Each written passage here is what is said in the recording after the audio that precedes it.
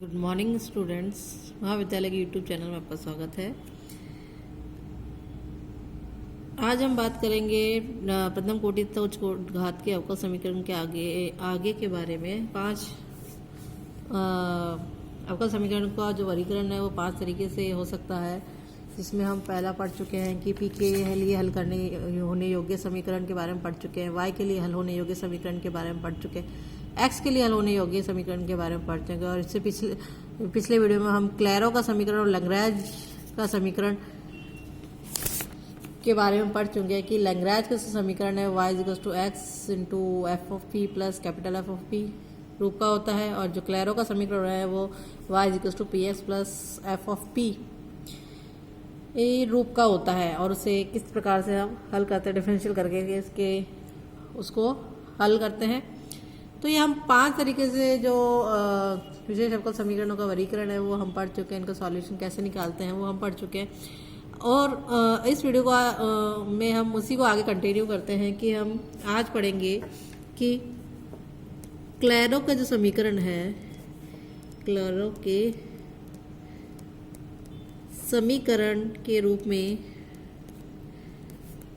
परिवर्तन योग्य समीकरण। इसका मतलब क्या हुआ कि जो कुछ अवकल समीकरण है उसमें हम यदि कुछ प्रतिस्थापित कर दें तो कुछ प्रतिस्थापित करने पर या प्रॉपर सब्स्टिट्यूशन पर वह क्लैरो समीकरण का रूप ले लेती है, और उसके बाद उस समीकरण को हल करना आसान हो जाता है। इसके लिए कोई विशेष नियम नहीं है, परंतु यदि पहला है, यदि समीकरण हमारा समीकरण का जो रूप है वो निम्न है। निम्न क्या है? यदि हमारा समीकरण का रूप y² = pxy, यानी xy का गुणांक है, फाई ऑफ p, y/x रूप का है, तो हम क्या करेंगे, इसके अंदर x² u तथा y² v प्रतिस्थापित कर दें।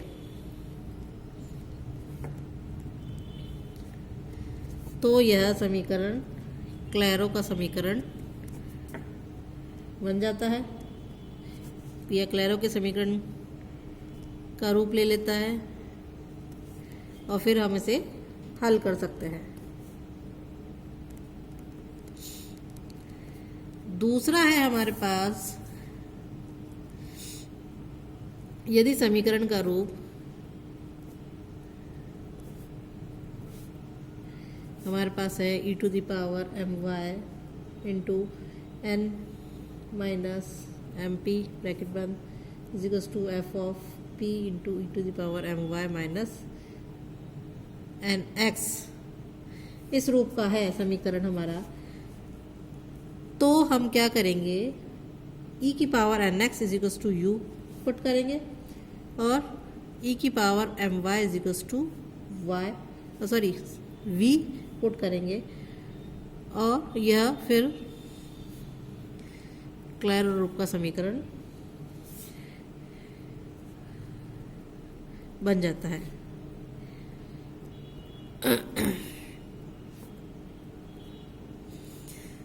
परिवर्तित हो जाता है।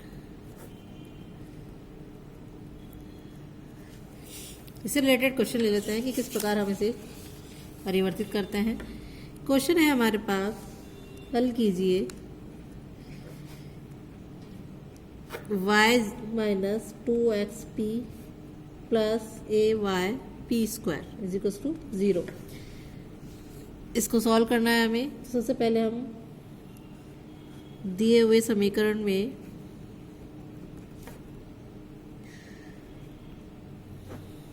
समीकरण को निम्न प्रतिस्थापन द्वारा क्लैरो समीकरण बनाएंगे।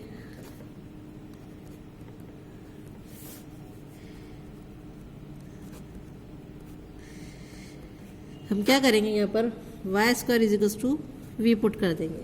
y² = v पुट कर दिया और इसका हमने डिफरेंशियल किया तो ये हो जाएगा 2y dy/dx = dv/dx, और dv जो dx है उसे हम कैपिटल में मान लेते हैं, तो ये हो जाएगा 2y small p is equals to capital P. अब इस समीकरण का उपयोग, मान लीजिए हमने समीकरण 1 नाम दे दिया, इसे समीकरण 1, इसे 2 और इसे 3 नाम दे देते हैं। अब हम क्या कर रहे हैं, समीकरण 3 का समीकरण 1 में प्रयोग कर रहे हैं। तो हमारे पास आ जाएगा y माइनस, ये है हमारा 2xp, 2x इसकी जगह आ जाएगा capital P upon 2y plus ay, और यह हमारा स्मॉल p स्क्वायर है तो हो जाएगा capital P square upon 4y square is equals to 0। तो हमने सॉल्व कर लिया, 4y square minus 2x p upon 2y plus, sorry वापस से ये टर्म आ गई, हम यहाँ इसको सिंप्लीफाई कर लेते हैं। 4y square minus 4xp plus a p square बराबर 0। अब y स्क्वायर की जगह हम वापस से v पुट कर दें तो 4v minus 4xp plus a p square बराबर 0, और v इज इक्वल्स टू हमारे पास आ जाएगा xp minus 1/4 a p square. तो यह क्लैरो समीकरण का रूप है।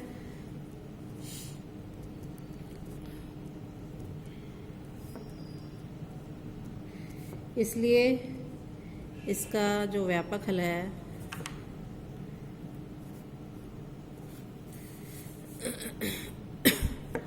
वो हो जाएगा v is equals to xc minus 1/4 ac square.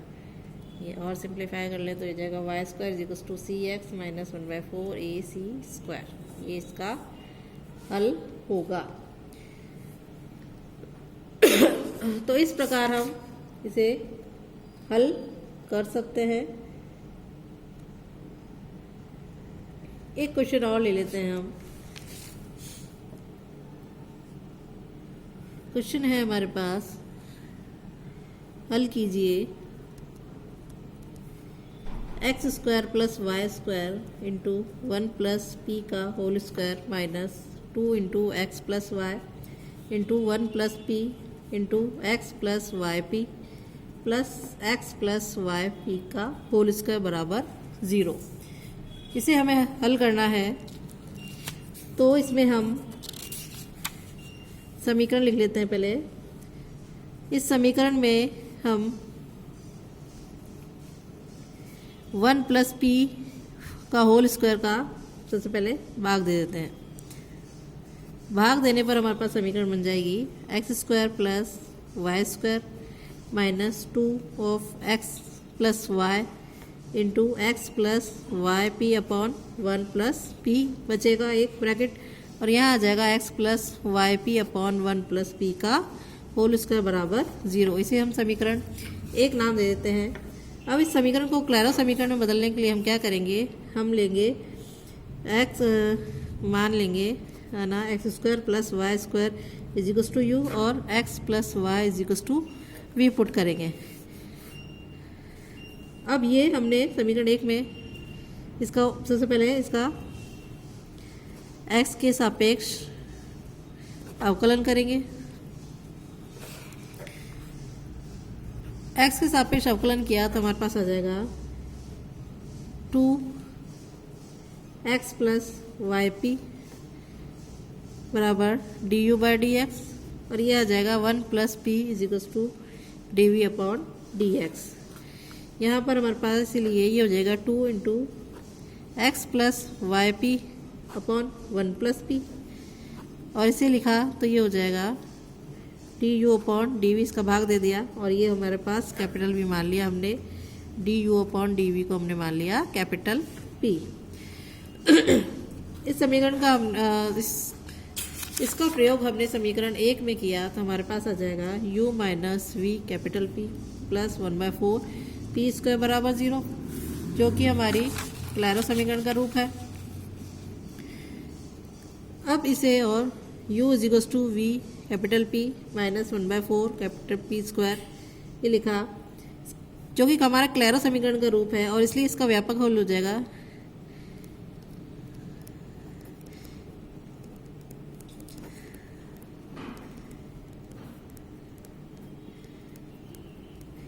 इसका जो व्यापक समीकरण है वो व्यापक हल है वो हो जाएगा u इजिकल्स टू वी के माइनस 1/4 के स्क्वायर, जहाँ हमारा जो k है एक अचर राशि है। ये हो जाएगा u plus 2vc plus c square बराबर 0। हमने एलसीएम ले लिया, 1/4 है ये। तो हमारे पास u की वैल्यू रख दी तो ये हो जाएगा square plus y square plus 2c x plus y plus c square बराबर 0। ये इस प्रकार इसका ये जो हल है वो व्यापक हल हो जाएगा। तो इस प्रकार हम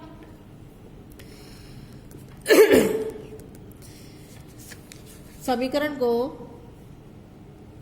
कुछ प्रॉपर सब्स्टिट्यूशन करने पर वह क्लैरो समीकरण का रूप ले लेता है और उसे हम हल करना आसान हो जाता है।